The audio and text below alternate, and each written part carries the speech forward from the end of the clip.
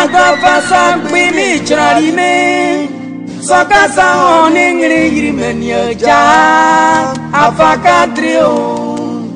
Le Seigneur permet qu'il nous arrive malheur pour qu'il puisse grandir son nom. Faisons très attention.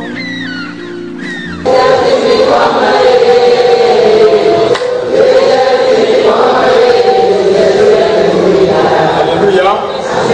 Je me nomme effectivement Jah Francis. Je suis moniteur de l'école du dimanche, je suis SEMA. Je suis présentement à l'église de Yopougon, camp militaire. Merci à Pasteur Noé.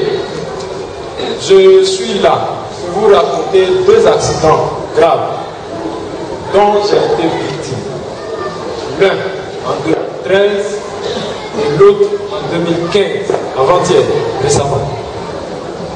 Je vais non seulement vous raconter ces 2 accidents, mais il y a des événements exceptionnels. Pendant ces 2 accidents, avant et après, et puis je vais profiter pour lancer un appel. Alléluia. En octobre 2013, le 1er octobre 2013, 10 ans après l'obtention de mon diplôme à l'INP, je venais d'avoir le premier réel emploi à la hauteur de ce diplôme. J'ai fait ma toute première mission à Yamoussoukro le 18 novembre, c'est-à-dire 1 mois et demi après ce boulot. Alléluia. En retournant au volant de ma voiture de service, un gros camion venait en face et il a occupé mon couloir. En voulant le doubler, je suis tombé dans le ravin et j'ai fait 4 fois tonneau. Alléluia. Je me suis retrouvé paralysé. Je ne pouvais plus bouger le doigt, je ne pouvais plus rien faire. On m'a envoyé au sud de Yopougon. Les médecins ont tout fait. Ils ne pouvaient pas trouver ce qui se passe.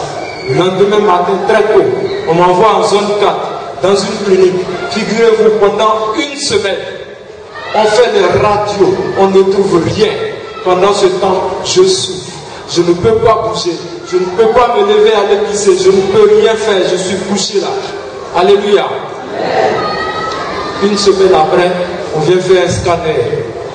Et le neurologue découvre que dans mon cou, dans la colonne vertébrale, il y a 2 os qui sont cassés. Et ces 2 os coinçaient le nerf principal. Donc je ne pouvais plus bouger. Alléluia. Il dit, bon, là, on ne peut pas t'opérer ici. Il faut t'opérer soit à la Pisa ou bien dans une clinique à la Riviera 3. La clinique s'appelle la Nouvelle Espérance. Alléluia. Mais à ce moment-là, la Pisa, mon appel, c'est bourré de monde. C'est 1 semaine après qu'on pourrait m'opérer. Or, le médecin dit, si on ne m'opère pas les 2 jours qui suivent, je serai paralysé à vie. Alléluia. Voilà, mon patron et mon nom qui vont aller chercher la clinique. Alléluia. Alléluia. Mais il y a eu un miracle qui s'est passé pendant ce moment. Quand ils sont allés chercher la clinique, ils ont tourné dans la Riviera 3. Ils n'ont rien vu. Ils ont cherché. Mais en ressortant, voilà le miracle. Le Seigneur suscite un fou qui saute devant la voiture et il dit, monsieur, vous m'avez cogné. Monsieur, quand on cogne quelqu'un là, on voit au moins les traces. Il dit, oui, mais moi, je sais que vous m'avez cogné. Vous devez me payer. Monsieur, pardon, on a un malade sous la main. Il dit, monsieur, vous m'avez cogné. Vous devez me donner de l'argent. Il dit, bon, d'accord. Si on doit te donner l'argent là, tu vas faire quoi avec? Il dit, mais il y a allé me soigner. Tu vas te soigner où? Il dit, mais regardez le toit qui est là-bas. C'est la clinique de la Nouvelle Espérance.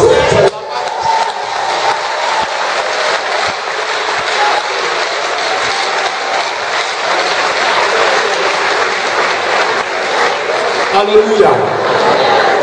On m'a envoyé, on m'a opéré. Et 5 mois après, j'ai repris le travail. Je porte actuellement une plaque de fer dans la colonne vertébrale. C'est ça qui me soutient actuellement. Alléluia. Le 2e accident, figurez-vous, 10 ans depuis 2007. quand j'ai commencé à travailler à Divo, et j'étais président de l'école du dimanche. Et je me promenais un peu dans les campements et villages.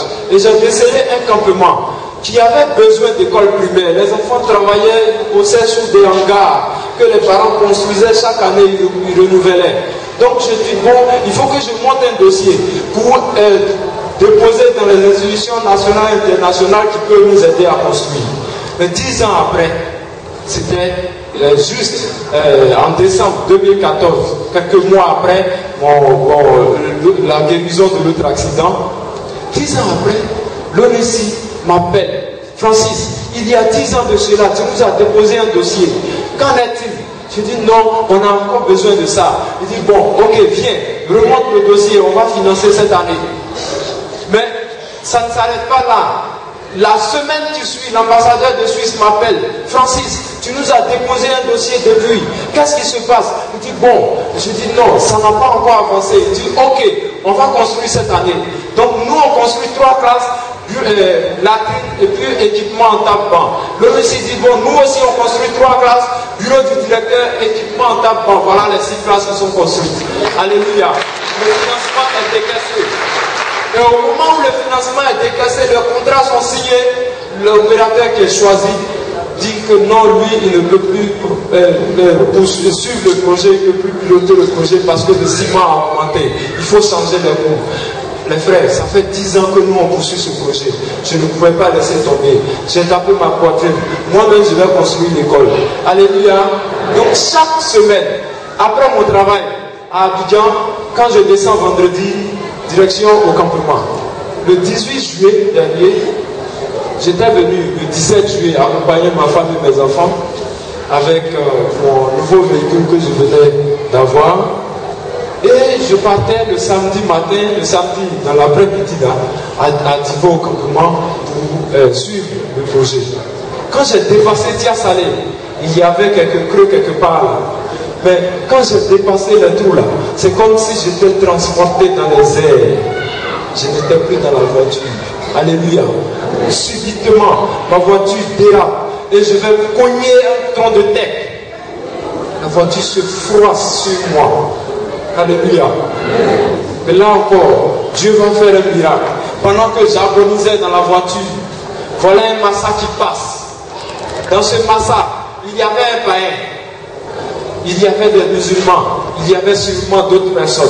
Ce païen dit, chauffeur, attention, il y a quelqu'un qui est en train de mourir dans ce véhicule-là. Il faut qu'on s'arrête. Les autres disent non, chauffeur, nous il faut qu'on parte. On doit aller vite à Abidjan. Il dit bon, dans ce cas, moi mon voyage se termine ici. Ah, le bon samaritain. Alléluia. Vous vous rappelez le bon samaritain? Il dit oui, j'ai rendez-vous avec ma chérie, Ayam Sokro. Elle a déjà quitté Botro. Mais moi, mon voyage s'arrête ici. Dieu me dit de secourir ce monsieur. Alléluia. Alléluia.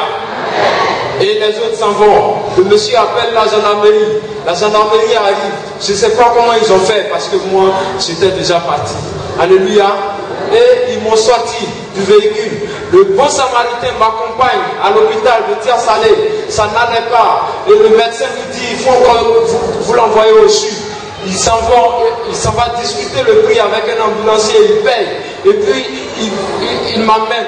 Mais en allant, miracle encore, le Seigneur me permet de me réveiller. Et puis je déverrouille mon portable. Et puis j'appelle mes proches. Et j'appelle l'assureur dont je venais de payer l'assurance la veille. Alléluia. Et l'assureur me dit, allez-y à la clinique de l'Indénié. Et on se rend là-bas. Alléluia. Mais je retourne, je repars dans mon sommeil, dans mon long sommeil. Alléluia. Le bon samaritain m'amène et il me dépose. Et il reste là jusqu'à ce que je me réveille 2 jours plus tard après l'opération. Alléluia. Quand je me suis réveillé, le bon samaritain a dit, bon, je peux continuer mon voyage.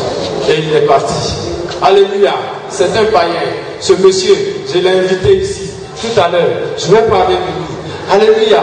Mais dans ce moment que j'ai traversé, il y a eu encore d'autres difficultés. S'il vous plaît, quand on traverse des moments difficiles, pardon, si vous venez nous rendre visite, arrêtez les prophéties que tu vas mourir. Les sorciers t'ont déjà mangé. Les sorciers ont déjà fait ça. Alléluia. Pardon, arrêtez ça parce que ça nous torture le moral. Alléluia. Le premier accident m'a coûté 4 millions en soins. Le deuxième accident a coûté 2 300 000. Mais pendant ce temps, au moment où j'ai fait l'accident, c'est là que mon patron trouve de suspendre mon salaire. Alléluia. C'était cruel. Mais le Seigneur fait un miracle. L'assurance a payé près de 70% des frais. Alléluia.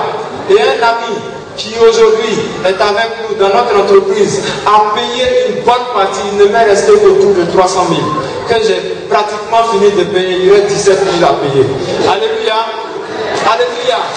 Mais pendant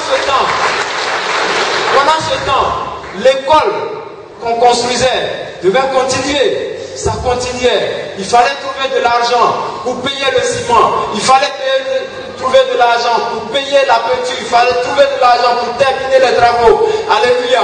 Pendant que j'étais à la clinique, oui, mes factures, mes ordonnances étaient en souffrance. Mais j'arrivais à envoyer de l'argent pour payer le ciment. J'arrivais à envoyer de l'argent pour que les travaux continuent. Alléluia. Mes enfants n'étaient pas encore inscrits ici. Pendant que on arrivait à construire l'école. Alléluia. Alléluia. Oui, frères et sœurs, je venais, avant cet accident, d'être admis à un concours international de l'université de la francophonie, l'université Sédar Senghor d'Alexandrie.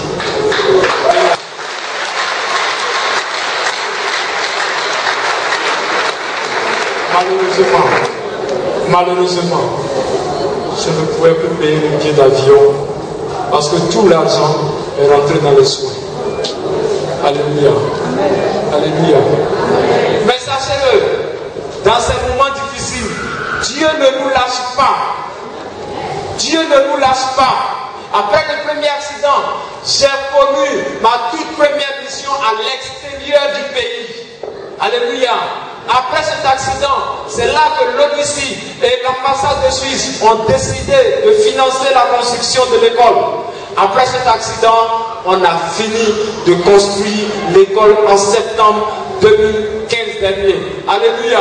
Le 20 novembre dernier, nous avons fait la cérémonie de remise des clés et j'ai eu l'honneur de remettre en main propre les clés de l'école qui a été construite à Madame Aïchatou Mindaoudou et à Monsieur l'ambassadeur de Suisse en Côte d'Ivoire. Alléluia.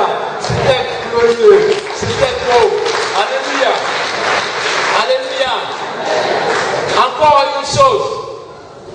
Après ça, pendant que j'étais encore en vacances médicales, notre entreprise change de directeur général.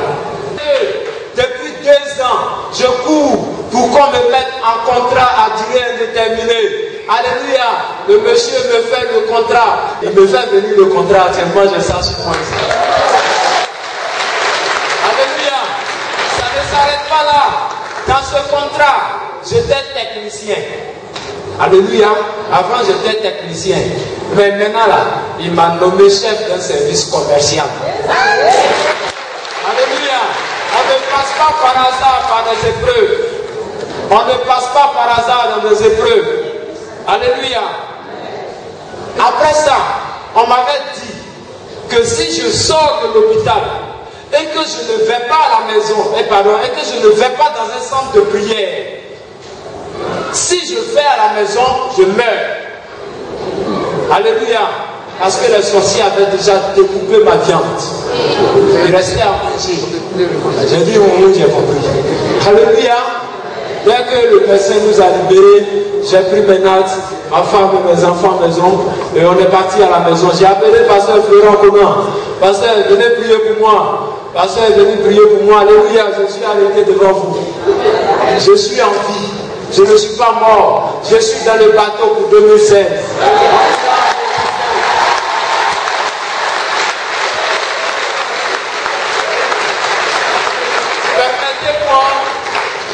De lancer un appel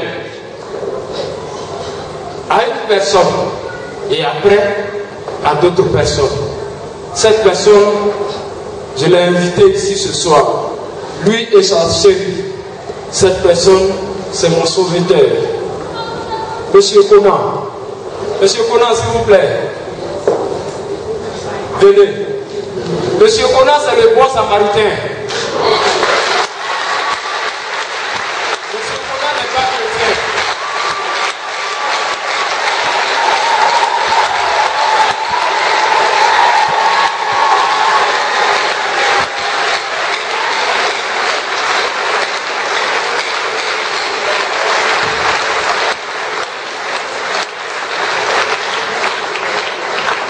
Monsieur Conan n'est pas chrétien. Monsieur Conan, je voudrais profiter de l'occasion ce soir pour te dire que Jésus t'aime.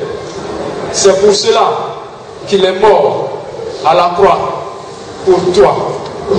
Et c'est pour cela qu'il a permis que tu me secoues dans cet accident. Monsieur Conan, sûrement Jésus te l'a déjà dit à plusieurs occasions. Mais il voudrait aujourd'hui encore me permettre de te rappeler qu'il t'aime et qu'il souhaite rentrer en 2016 avec toi. Il souhaite que tu l'acceptes et que tu lui donnes ton cœur. C'est le plus beau cadeau que je peux te donner pour ce que tu as fait pour moi.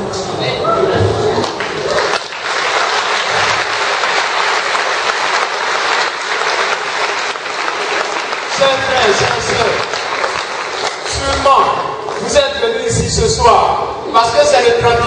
Il faut que je parte à l'église. Il faut que j'aille à l'église. C'est le 31. Tu es venu ici par formalisme. Mais il y en a aussi qui souffrent, qui ont des problèmes. Vous qui vivez des épreuves, permettez-moi de vous rappeler une chose. 1 Corinthiens 10, 13 dit, les tentations qui vous ont assailli sont communes à tous les hommes. D'ailleurs, Dieu est fidèle. Et il ne permettra pas que vous soyez tentés au-delà de vos forces. Au moment de la tentation, il préparera le moyen d'en sortir pour que vous puissiez y résister.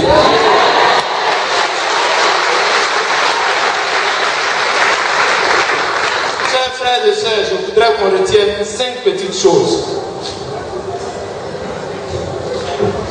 Jésus ne nous a pas promis une vie chrétienne sans problème ni difficulté.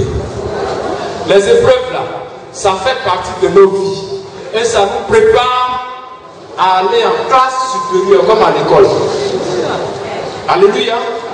La deuxième chose, dans les épreuves, seule la foi en Jésus seul suffit. C'est pas d'aller se promener sur les hommes de Dieu, ceci ou cela. La troisième chose, dans chaque épreuve, au lieu de chercher l'ennemi, cherchez plutôt l'enseignement. Alléluia. La dernière chose, mais les épreuves, c'est pour un moment. Voilà moi. Je vous dis que mes 2 pieds étaient cassés dans l'accident de juillet dernier. Les 2 pieds étaient cassés. Cassés, c'est pas affaire de fracture ou c'est fendu. Non, non. C'est cassé. Bon, bon. Alléluia. Le médecin qui me traite est un professeur en médecine.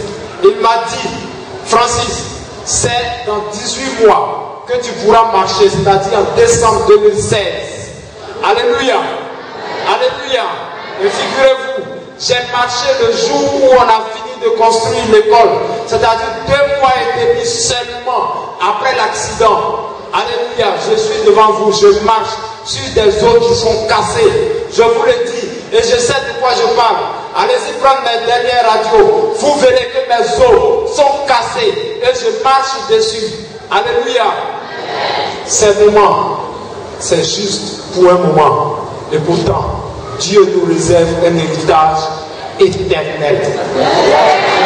Alléluia.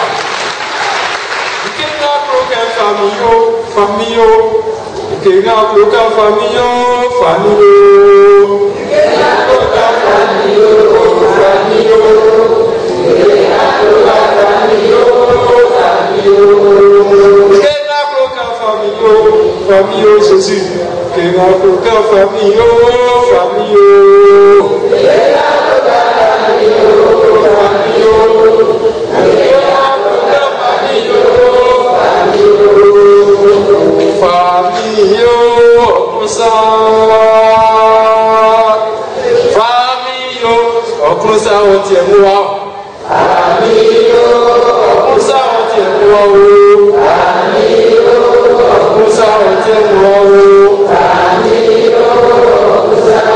Amen.